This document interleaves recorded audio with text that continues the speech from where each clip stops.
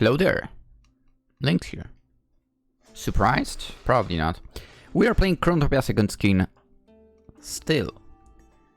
Another loop will be happening. The main character, that's not the main character in case you are new. She's getting worse and worse. More annoying and more annoying. So let's see how many bad endings can we still get. Anywho, Nahima was especially heartbroken. Also, I think I might be getting sick, but she rightly understood that the princess had deliberately kept her away from the evasion and was now skeptical about seeing her again. Deliberately, even though it was not a plan, like, or more like it was not put into like proper plan, as we know.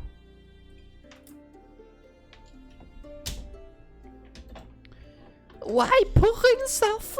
Why did you not say anything? Because she only thinks of herself, come on. I'd love to believe that you did that for my own good, but my heart tells me I've been forsaken. Yes. Indeed. If you look at all the routes we've been through, or more like all the loops, I might be saying routes, to be honest, out of being used to that instead of loops.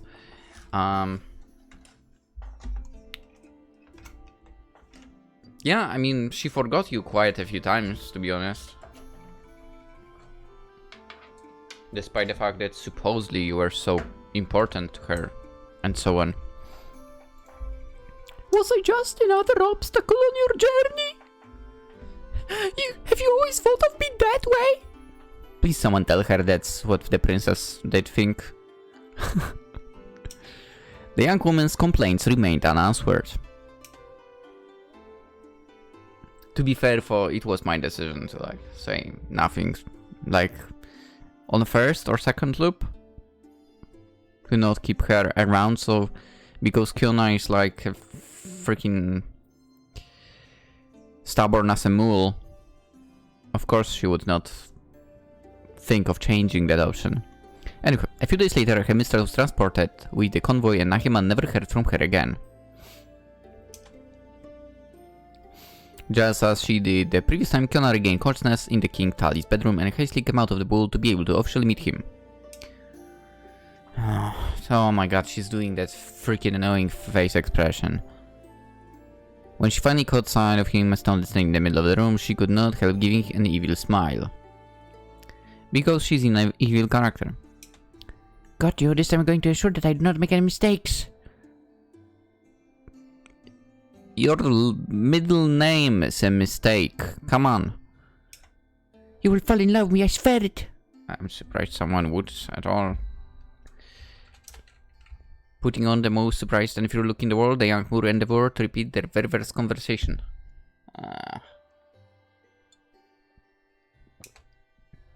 Tooth should not hesitate to throw herself at his feet again and force tears to come out so that her story would seem more authentic. Right. I mean, that's pathetic. That's literally pathetic. Come now, lady, dry your tears. I mean you no harm. The prince helped her get back. You know what would be super cool? If some of the characters would for some reason still have the memory. Like Princess... Oh yeah, he was not the king, that's true. I think I was used to call him the king. Like his wife, it would be so cool if for some weird reason she would have memory. Or you know what would be even more interesting? If in this loop she would be able to have kids and they actually had them by now. Oh my god! I mean, hey, Medea did say that the supposed tree likes to go against someone like Kionna over here, who like loops, right? That would be so cool if the tree could change things like that.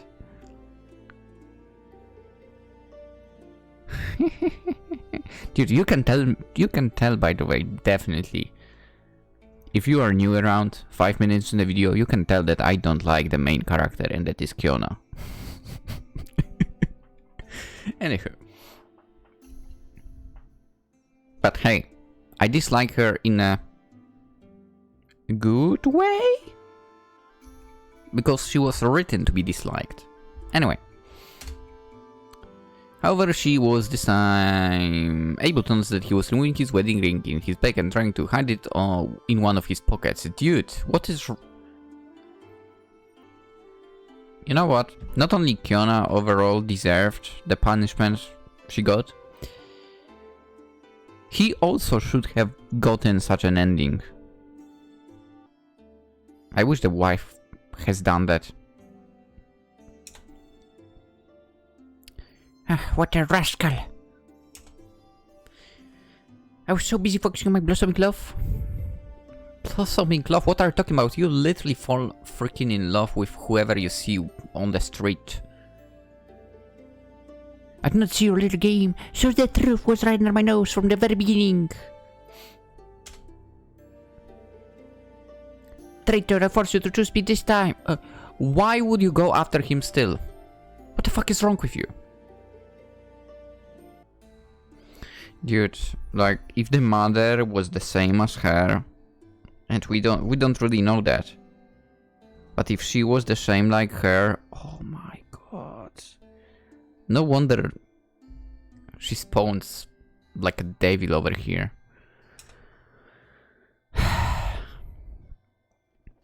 Once again, Tali saw protection loyalty to the young woman and dragged her along in his carriage towards his secondary residence. Kionna had a hard job simulating the same surprise she had had in the past upon discovering Claremont's domain for the first time. She had paced the same rooms and the same hallways so much that she nearly knew them inside out. Again, that was a chance for the three to like interfere and get her to a different mansion. That would be so cool. That would be so cool. Yet she had to feign admiration in front of this place she was living in on a daily basis, even if it meant exaggerating. After all, this was all a big seduction campaign on the part of the prince, and she knew this all too well. So she sighed, so she gasped, so she joined her hands in a childish posture and complimented her guide. So much so that he took her aside at the end of their tour. Oh, I'm delighted to see that my palace is to your liking, princess. To think that I was afraid it might be too small. To you, my fears have all been allied. Absolutely not, my lord. This is a very charming property you have here. Would you like to own it? All you have to do is say the word. My all the riches all to myself. You would fulfill my life, my lord. I was not asking for that much. Oh, then I will not give it to you. That would be cool. As she had predicted, the monarch gifted to her the property she was singing the praises of. She so did not deserve any of that. Encouraged by the flattery of his guests, he struck out his chest, believing that she was a rather naive girl who would be easy to satisfy. Because she is ridiculously naive. The things I have to do. I can't wait to see her fail. Thus Kionna spent a very tedious day in the company of Tali. Given that she knew everything he was going to show her or tell her beforehand, she struggled to pretend to be the same person as the once optimistic girl who had trod on those gardens for the first time. No, she was not the same anymore. She's become garbage, even more. Dude, I'm not holding back today. How empty and pointless his speeches are. I mean, right back at ya. Right back at ya. I would like us to finally get down to business. Dude, she's become a... Shut!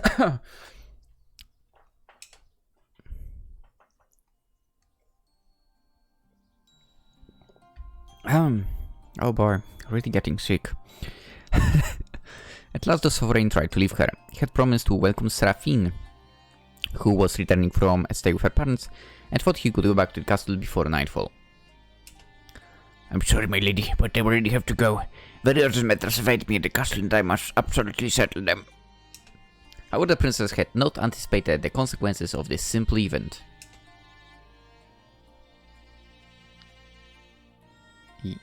What do you mean? What consequences?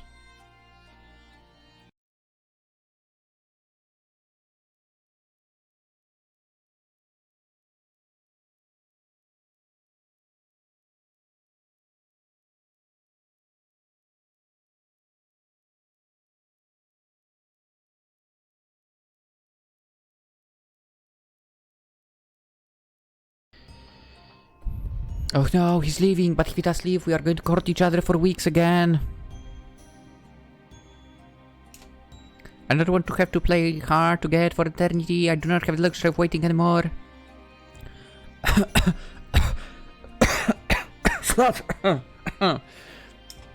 I may be able to slightly after the flow of time. After all, this is an emergency. You are conspicuously silent, fair lady. Could you be troubled by my departure? Blushing her eyes, looking down, she grabbed his arm and clung to him. What she was about to do was incredibly embarrassing, but she was convinced that it was the best solution.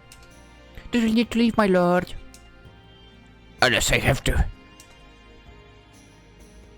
She moved even closer, pressing her body against his. He jumped a little bit, but tried to suppress nausea. I mean, dude, I'm gonna say it. There is nothing you would feel anyway, man. Come on. I've seen what I've seen. You were... Hirasawa Yui did not allow you to. There is literally nothing that you would feel. Okay? Come on, man. The body pressing would not work at all. Come on. I beg of you, not leave me, not so soon. I've just been through so many things, I need someone to keep me company. I know that your father's mouth has greatly affected you and I understand your pain, but we'll meet again soon, I promise you. She set on not giving a... What a... Dude, I can't look back now. What a bitch. Kionna slowly leaned her head toward his face and whispered, "What can I do to convince you?" Her breath... Whatever.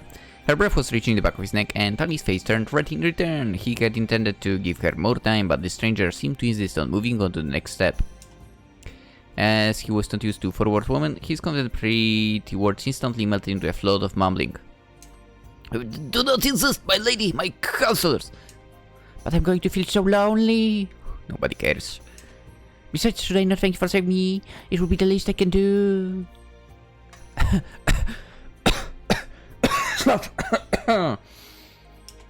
He could not lie. Those words were terribly tempting. The prince... What? No! Come on! The prince was of extraordinary beauty. And very much to his taste. His taste! Besides, he was hardly seeing his other mistresses anymore, since the last one had had a miscarriage during her pregnancy. It made him really demoralized about his chance of having a child one day.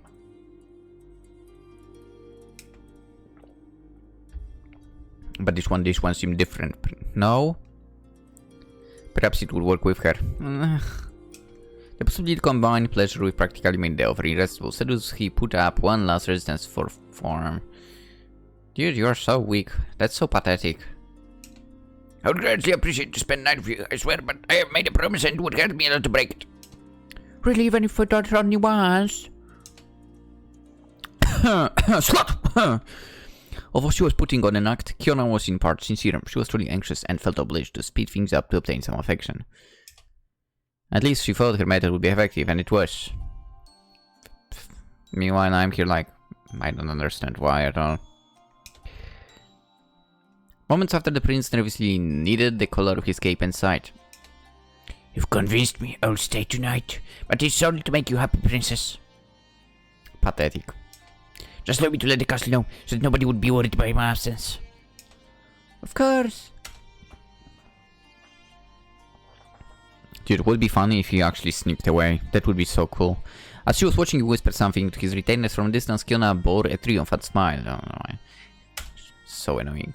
Truly, I wonder why I have foolishly waited for him to make a move. What all I had to do was take action myself. Slut. Oh. Man, I'm getting sick, definitely. Prince Stanley did not need to be asked twice despite his initial protests, and he quickly laid in bed, closely followed by the young woman. Honestly, we don't need the details of that. As she was taking off her clothes, she was suddenly overcome by doubt. It is strange. If I'm technically a virgin again, as I went back in time, I can feel my chest tighten, something seems fake. I mean, you? If my body is blank page, my mind is not. I'll have to lie down and fake surprise even though I know this man my heart. It is as if I was cheating on him with my... Okay, that sentence doesn't make any sense at all. She shook her head and he took that as a sign of modesty. No, I must not think about things. History simply repeats itself. No, it's not. You've already changed it. You dumb ass. I mean, dude, there's... I mean, again, Yui is in the field of view. Ladies and gents, there's literally nothing to look at. Nothing to look at. By the way, there is also a censorship from the devs themselves, but even without that, you're like, well, she has nothing to offer.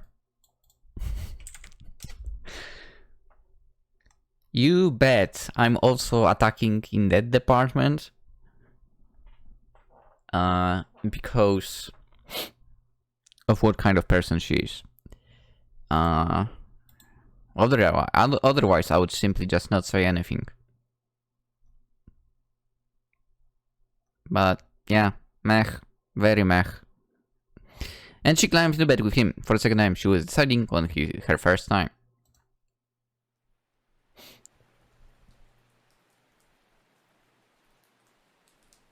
Wait, isn't this where Berthy was working? When Kionna was frolicking with her paramour, night had fallen and the carriage had stopped in front of the monarch's castle. Light stormy rain had hit the convoy and the heavy air was announcing the best days of summer. A hooded figure was nimbly sneaking inside to avoid these few water drops. Once sheltered from the rain, she took off her hood and locks of blonde hair escaped from it. It was so close, Cole. She was welcomed by servants who hurried to take her coat. Welcome back, Lady Seraphine. The young woman returned the courtesy with a faint smile. Thank you. Was the dress cure good for you? Yeah, it did a world of good. I feel much better now. As she was entering the great hall to warm up by the fire, she quickly noticed something unusual. Pardon me, is Lord Tali here? I thought you were supposed to wait for my return. The retainers quietly stared at each other in the hope that the one person among them that knew the answer would speak. Thankfully for them, it did not take long for a counselor to appear. He forwarded us a letter to inform that he was being delayed and would not be able to meet you tonight as intended. Oh. Lady Seraphine looked down, disappointed. Do you know when he will come back? Probably tomorrow, please forgive me, I cannot give you more details than that. It hardly matters, I will wait. Dude, I would totally snitch on a person that's cheating, by the way. That's one of the things that I absolutely hate. And I would have no problems with doing that at all. Keen not to inconvenience anyone, the queen kept her chagrin to herself. She would usually converse with her husband every time she would pay a visit to her parents to keep him informed about the newest developments. What kind of developments? It was one of the very few opportunities they had to talk to each other, so it meant a lot to her.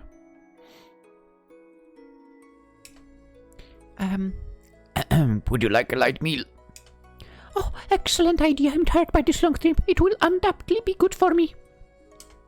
Seraphine had unknowingly just entered the beginning of a long series of revenges coming from a rival she did not even know existed. Yet. To be fair, I mean, you can't really call that revenges here. Revenge, you could call it if she did not look back in time.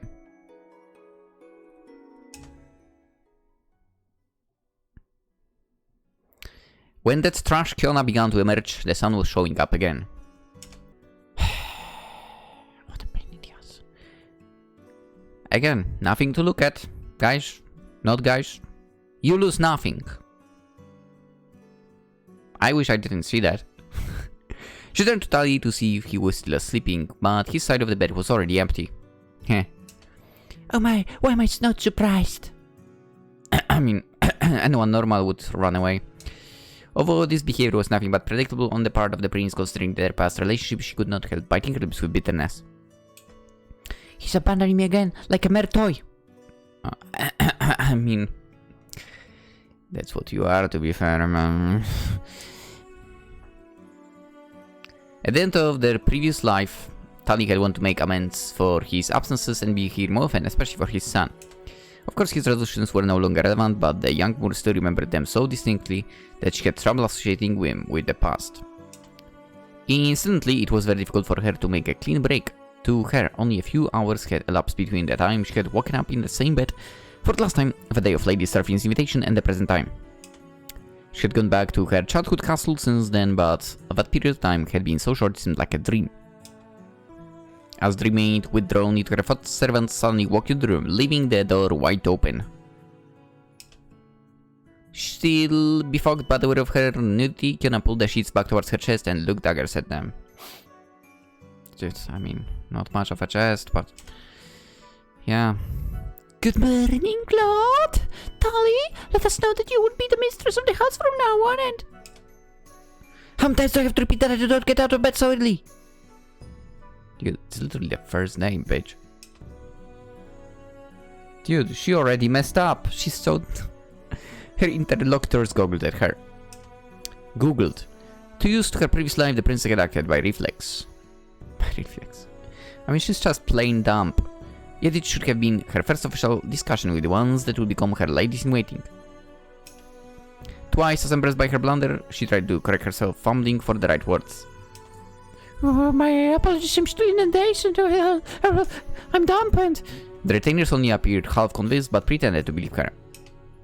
You did not take a bath yesterday night, you... Wow. Wow. We thought you would surely like to take one this morning. Great idea. Just throw her into dumpster. Kionna let her servants take care of her, too happy to divert attention from her blunder and wash herself. Oh my god, I so wait for something bad to happen. It's so crazy, like this is actually the game where I wait for something bad to happen. It's nuts. With the usual talent, they rubbed her hair with several decoctions. Decoctions? I don't know if I've ever heard this word being used. Admitting a pleasant scent and complimenting her on how well she was taking care of it. Despite their cajoling smile. What? The young woman caught some nudges and murmuring several times and became increasingly wary. So foolish to see how high and mighty are crumbled, that will teach her to think she's superior. Kionna twitched in her bath. She had not forgotten the sneakers that had spread back when she had learned that Tali was treating her as a mistress. I mean, you deserved that. Her heart had just been broken, her hopes jeopardized, and the whole household had mocked her over and over again. So did I. The trust she had put in them had instantly suffered. It was one thing to be the last to know, but the fact that her own retainers dared to slander the mistress was intolerable. To be fair, they are not your retainers, once again, let's face it.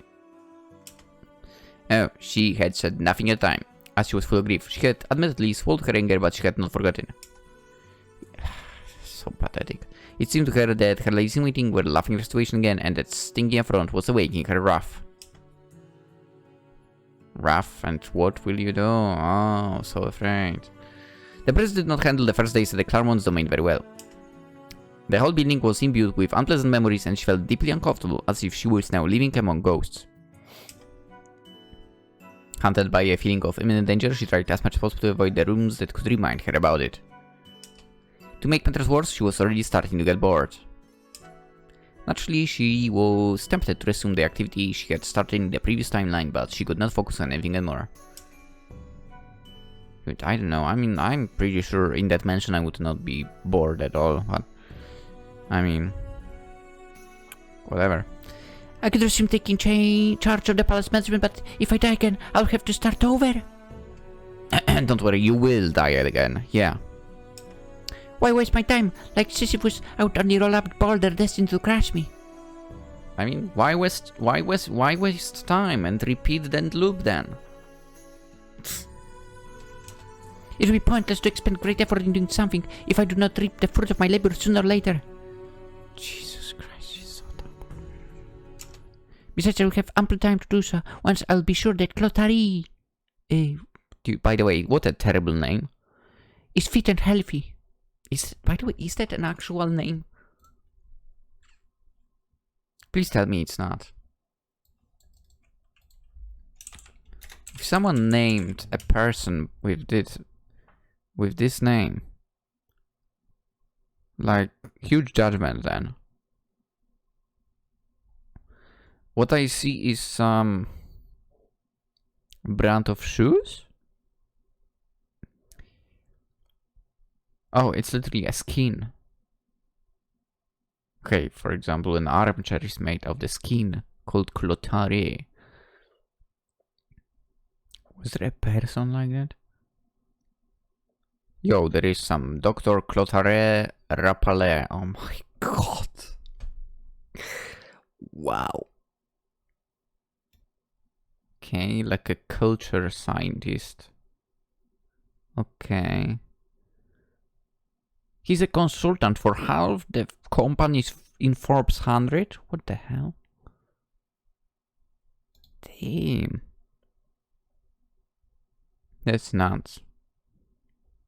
But that's literally the only person that is named like that. At least from what I see at the moment.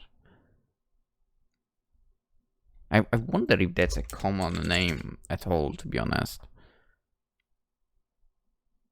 French Clotare. Okay, let's see. Latin Clotarius. Oh my god. Come on. Like, imagine being named that. You could not survive, like, middle or high school for sure. It's a Germanic given name. Okay. Attested in Old English as... I have no idea. Hlofer. In Old High German as Lothari. Okay, Lothar. Yeah, I know Lothar. That's not bad. But Clothar? Come on. Lothar makes sense, yeah. Dude. Yeah, well, anyway. I feel like this part, this might be... Yeah, I would not be kind of surprised if this was the part which will be influenced. It is what Medea mentioned. That giving birth right now is super dangerous and so on. I think something will happen over here. Both optimistic about her future and disillusioned. I mean, very much. Lightly speaking, disillusioned. Kionna ultimately headed away in her room and requested that she would not be disturbed. She requested, yeah, right. She probably told them in some, like, ridiculously bad way to not get into the room or whatever. I doubt she would say request in a request way. She would stay there for hours now, staring into space, recounting her journey and dreaming about her happy ending within her reach. Within reach, it's not. The profound loneliness that was taking hold of her little by little brought unfortunate consequences. What? By thinking over and over again, she was eventually cutting herself off from the present time. She can think? Nothing could find favor in her eyes anymore. She was becoming cold, indifferent. Huh? Whatever. Seems like days are passing. And I'm gonna use this, the passing days, as an excuse to end the episode. As we hit the half an hour mark, sort of. I'm totally recording right now the second one. But this episode ends, we'll continue like tomorrow on YouTube. I'm doing that solely because I do consider streaming tomorrow. So technically when this is released today, so you know, hit up the Twitch for some Genshin, possibly. Other than that, consider liking and subscribing, always appreciated, of course. Link to the game in the description. If you want to get the bad endings faster than we are going to get them. It's on Steam. With that being said, hope you all have a wonderful day. Hopefully we'll see each other tomorrow. Bye bye.